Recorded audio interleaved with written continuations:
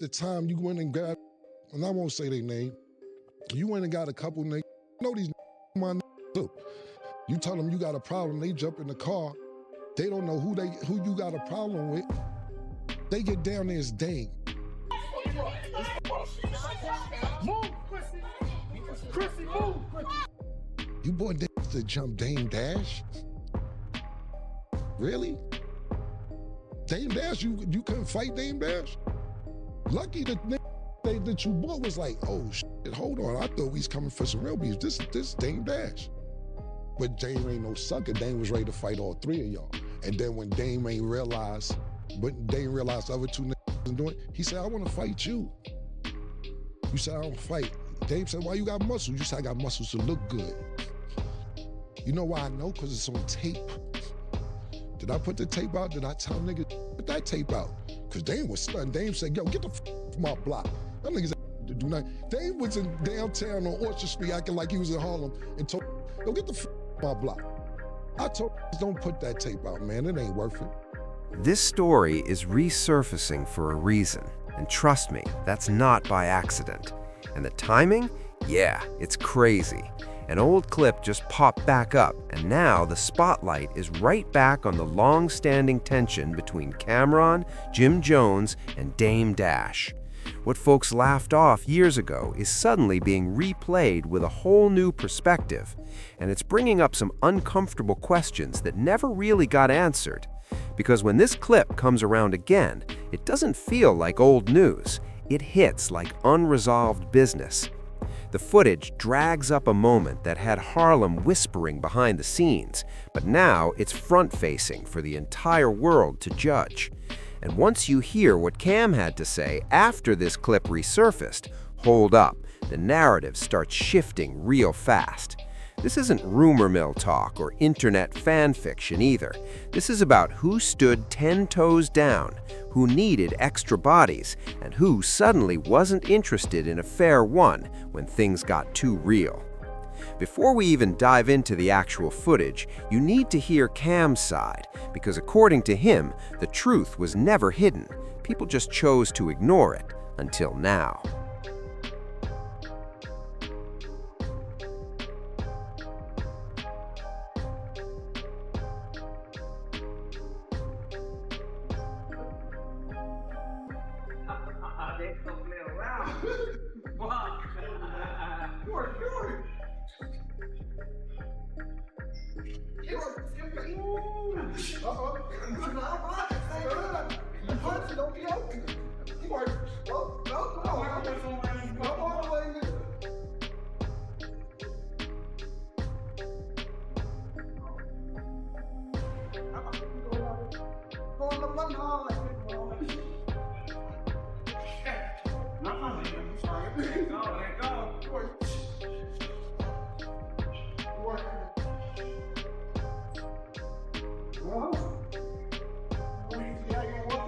Turn him around there. I'm gonna take one. Turn him.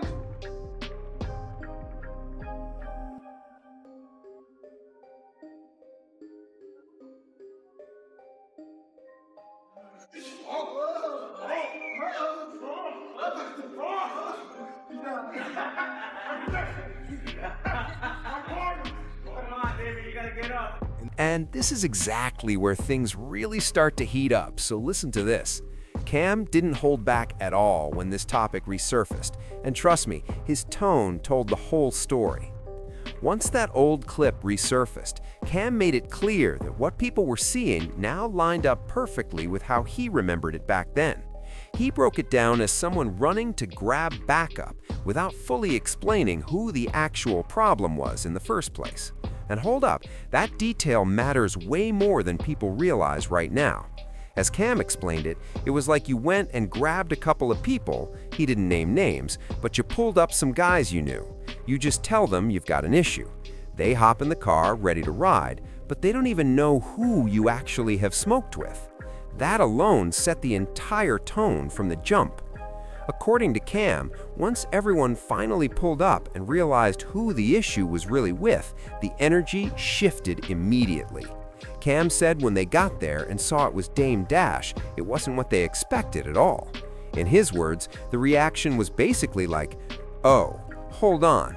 I thought we were pulling up for some real beef. This is Dame Dash?" That moment right there tells you everything you need to know. This wasn't some random situation, and Dame wasn't somebody people felt comfortable pressing just because they had numbers. That's when Cam made it crystal clear that Dame wasn't backing down either. He emphasized that Dame wasn't scared, wasn't folding, and was fully ready to fight all three if it came to that. He came down out himself to try to disrespect me, and now he got to eat that when he's not mad. You gonna remember this shit? I bet you do. Your friends are ashamed of you right now. Your friends are ashamed of you right now. They telling you to go swing on your whole shit. Niggas don't care about you at all, man. They care about the way you act. They're ashamed Trust of me, you. they don't care about you, nigga. They care about what I do, nigga. Remember that, nigga.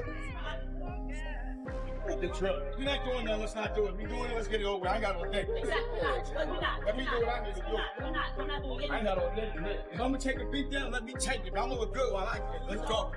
Let's go. I'm ready. I'm right here, I ain't going nowhere till I know you.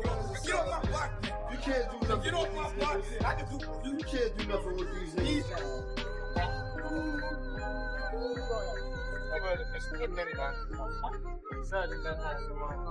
It was like some fights you just don't even be proud of. I mean, put it like this. When that happened, we all had it on tape a long time ago, but collectively, it just seemed embarrassing for Harlem. And, for me, family, if we truly are family, should be kept. Families fight, but the rest of the world don't need to see that. But, I just felt real disrespected that he had brought some people down to even think about doing something to me. And my girl was out there, his girl was out there. But it was like some fights you just don't even be proud of. It's like being a child. So you don't be like, yo, I just spanked my kid.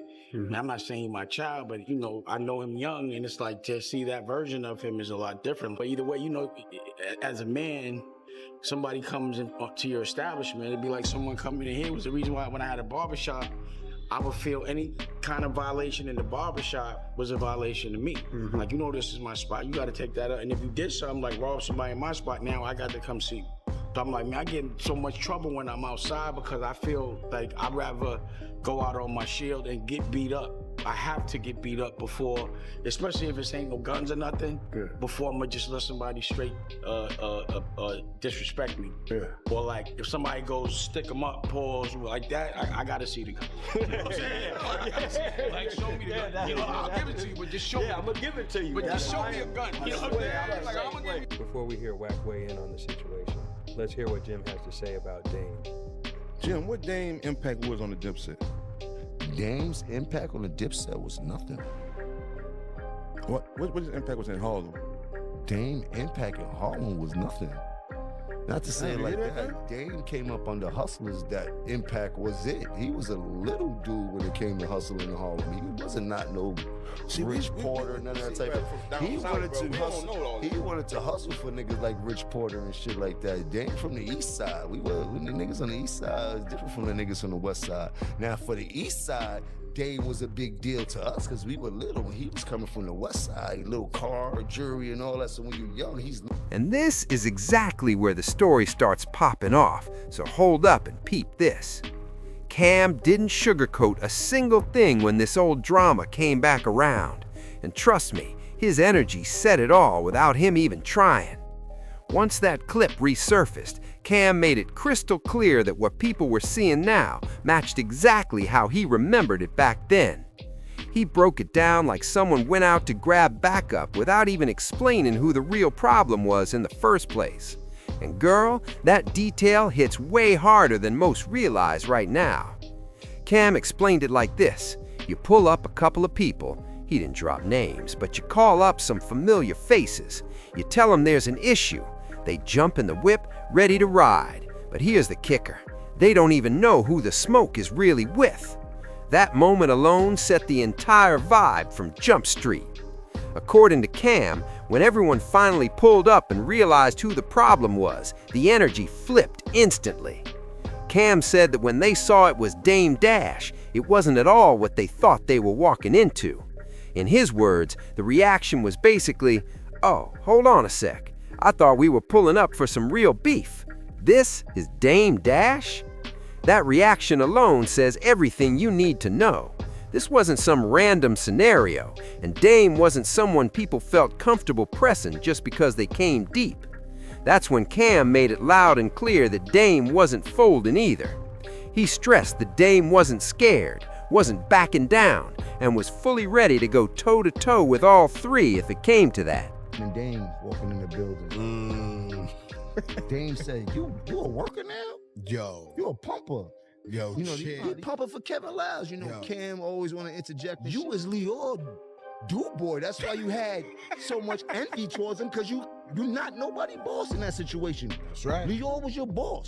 That's right. While you walked in that building with me, somebody else was your boss. Everybody got a boss. Rockefeller was a label. There was somebody else that was your boss. Yo. So you walked into a building where I became a big executive at, and tell me what I'm doing is wrong. That knowledge that I had there, and moving on, and end up with the record called Ballin'. So the joke ended up being on them. That's right. When Dane pushed for a straight-up fight, nobody saw what happened next coming. Instead of stepping up, the whole situation froze, and that pause spoke louder than anything anyone could say. In street code, that ain't how confidence shows, especially when you already got the numbers. This moment didn't just look bad on one person, it made the whole vibe look messy. Folks from Harlem saw it as unnecessary, sloppy, and completely avoidable. And once you break that part down, it's way easier to see why this clip stayed under wraps for so long, and why watching it now is dragging up a conversation nobody really wants to revisit. Stand on business. Y'all maybe I'm hearing this. So what does that mean? Shit, that said I'm not going. I don't give a fuck if you get him to jump me, nigga. I'm not finna leave, nigga. So he stood on what he said. He pulled up. Stand on business. Oh, so I guess he would stay down, show some heart. He didn't run. Stood on business. Nah, because these nothing that say this word so much, it didn't devalue it. So now when I hear it, it sounds crazy. Be sitting here living at the auntie house, got an outfit from the welfare check, and then talking about standing on business. Yeah, that's watered down on God. Everybody be saying stand on business. That shit watered down. It started to irritate. And I think because it really wasn't a word from our side, I didn't hear too many homies even really embracing that shit. Nope. It's just, I stand up. They gotta come up with some new. That one is stood on business. Okay.